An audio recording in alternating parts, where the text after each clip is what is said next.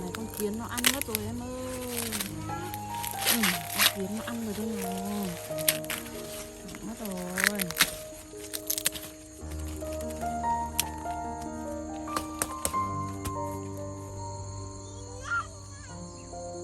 À đây mẹ cho em xem con ong. Con ong nó lấy mật đấy, thấy không? Em thấy nó lấy mật ong không? Đấy, con ong đấy. Bay đấy, ong bay đấy, ngoan để mẹ bẻ nhá. Không được rồi.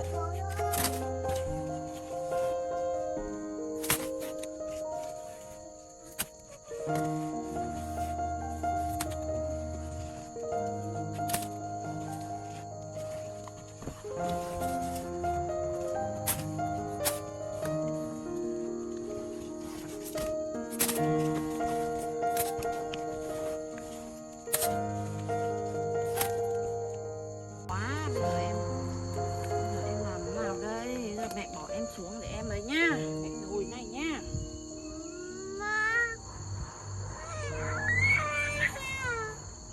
Không xuống á? Không xuống đâu á? Xuống để mẹ gùi ngô đi bán chứ.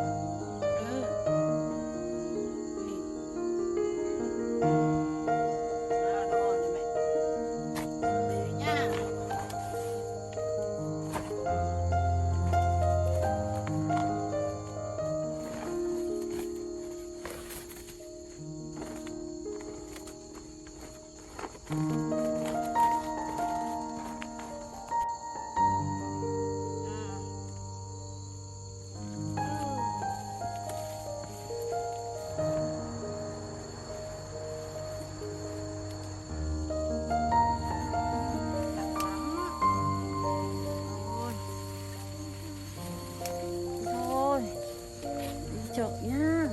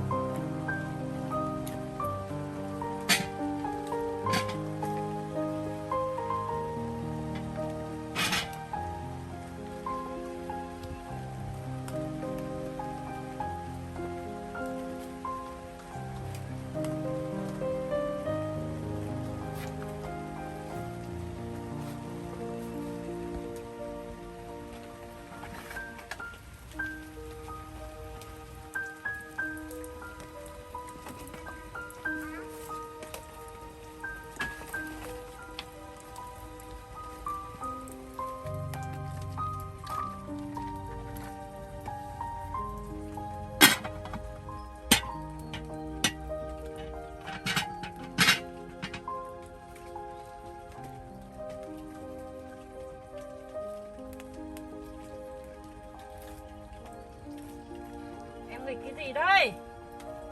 Cạo nghịch gì đây? Ướt hết rồi phải không? Sao lại nghịch bẩn thế này hả con? Trời ơi! Chết thôi!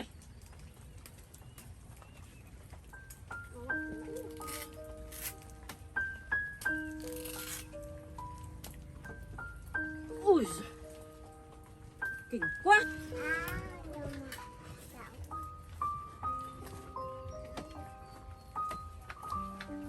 Ui giời, mẹ san cái này ra thì nghịch bẩn quá con ạ.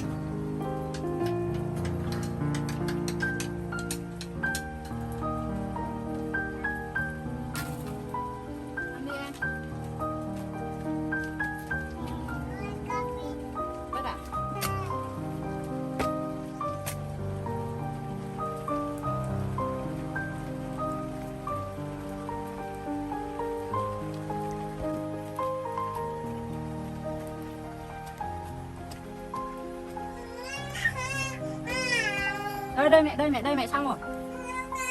Xong mẹ tắm cho em. Đây, tí thôi thôi.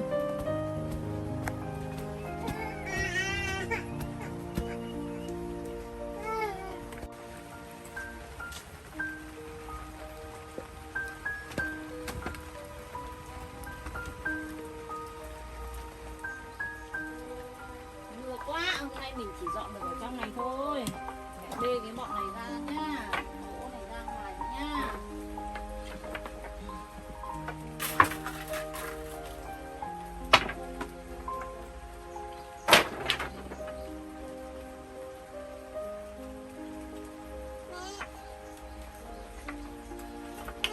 Đây.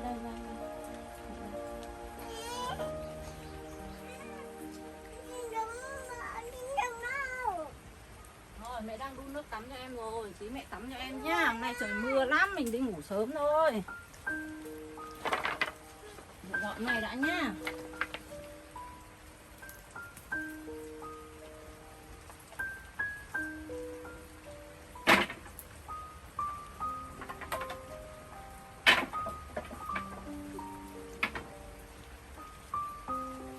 Lát để mai mẹ đóng kia nhá. Đây.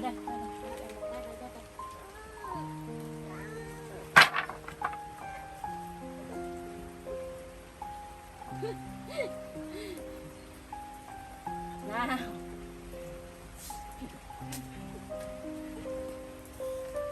Đi hẳn cái ủng này á. Đây, hôm nào mẹ mua cho em cái ủng bé nhá. Em thích đi ủng, hôm nào mẹ mua ủng bé nhá. Ấu kẹp à?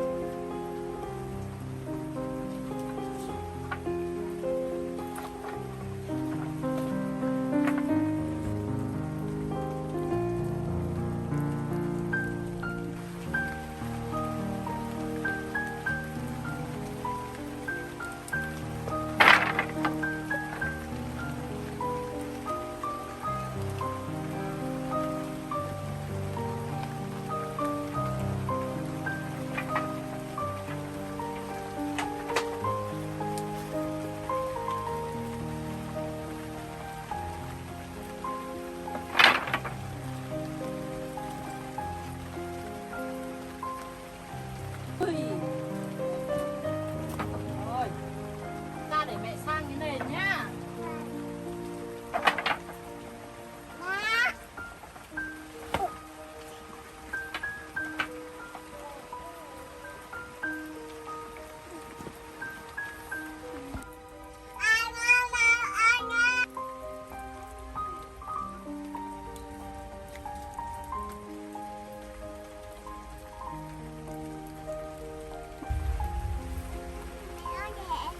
Ui, sắm rồi, sắm đấy. Sắm nha.